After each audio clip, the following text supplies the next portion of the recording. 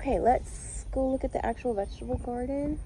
But I actually kind of start here because this is part of my vegetable garden, in my opinion. Look at all these friggin' stink bugs. Do you see all those guys, those leaf-footed bugs? Those little shits will destroy your tomatoes and everything else. I actually have a little vacuum that I come out and suck those up in and then put them in soapy water. So I'm going to do that after this video. These are called Goldateri. It's a cherry tomato, but literally, even with some blight, this has been the most productive, these two plants that I've had of all of my tomato plants. So do with that what you will. They're actually a really good little paste tomato. Even though they're cherry, they're a good paste tomato, so they make a good sauce. And honestly, I will absolutely 100% grow these next year because, like, it's ridiculous. It's ridiculous how much fruit I've gotten already off of these that you guys haven't even seen me harvest. And they just keep on putting out even with the hot temps, right? So I try to keep my loofah vine to, look at them. You guys are assholes. Complete little shits. Look at all those guys. Anyway, but the loofah gourd has taken over at least 2 of the towers. So, I mean, you know, that is what it is. So, you guys are scaredy cats. I let you out to go forage and you decide you just want to go back to eating stuff. Okay, so in here, the pond is a little low. Hadn't rained in a bit, but everything's looking good in here. The Babington leeks, this is what I was trying to tell you, like, these are actually Babington leeks. And in the perennial garden, if you watch that, the elephant garlics put on these type of heads. So I was really confused, but yeah, so they're both in the leek family. The elephant garlic is, but it's just a different root and a little bit different flavor.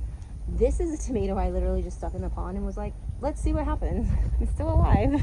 So we'll see. The tomatoes are probably about 7 foot tall right now.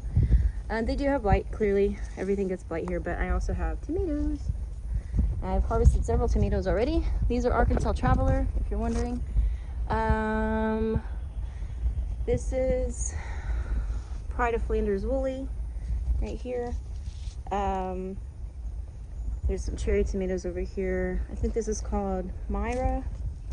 It's supposed to be like a really multiflora, hyperflora, something like that. Cherry tomato. We'll see. I haven't gotten anything off of them yet, but there's some little tomatoes coming in, so we'll see how it goes. Potatoes have been fully harvested. I did, oh, there's trash in my bed. I gotta get that. I did put in some sweet potatoes. These are my sugar cane. Look at that. That is also about 8 foot tall. And I just saw a wasp nest back in that corner I gotta get. I thought this was a great idea to grow my rattlesnake beans up this trellis, and it was good until they hit the top that I cannot reach. I had to go get a step stool. So now all of the stuff at the top is overripe, and that means it won't keep making beans on the lower part. So I'm going to get a step stool out here and pick those off and hope for the best. I did reseed along here with some rattlesnake beans because I really like green beans. So the grape looks a little rough, so don't know. This has been the first year that we've had the grape make grapes. I don't know if this is a deficiency. It looks like a deficiency to me. I don't really know what it's missing. I'll have to do some research. The Everglades tomatoes have decided they are happy on the trellis. This was supposed to have cumin, but none of them came up, so I did plant 1 and 2 sweet potatoes in here.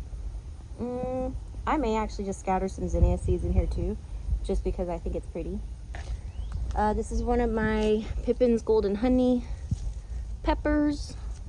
You can see again the beautiful purple flower. Ooh, hello, beautiful purple flower.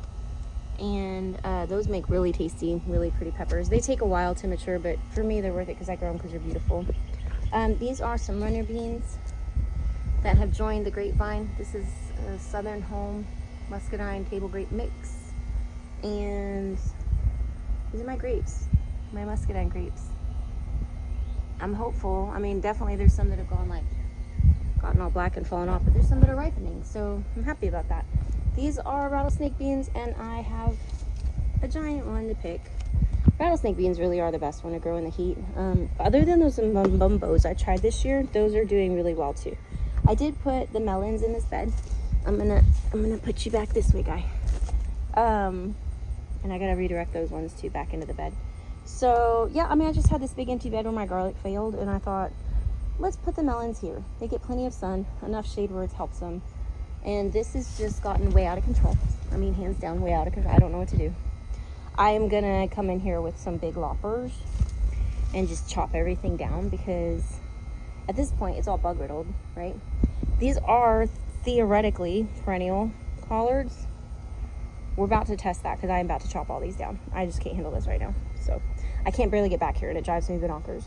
So anyway, this is my favorite dahlia. Because why? Because it's beautiful yellow with pink lines on it, and it comes back every year for me. But it's gonna get the chop too, because I've got to put some semblance of order back here. It's getting way too much. Anyway, oh, you can see I did plant some rattlesnakes. Come on, over here too. You see? I can't reach those. I gotta get a step stool back here. Anyway, guys, that's what this vegetable garden's looking like. Honestly, I'm growing most of my vegetables in the chicken run, but happy to see some tomatoes coming on. Happy to grow some sweet potatoes out back here too. And I'm really hoping we get some melons. Like, I haven't had melons in several years. I haven't grown them in several years, so I'm really hoping that this works out. So, all right, thanks, guys.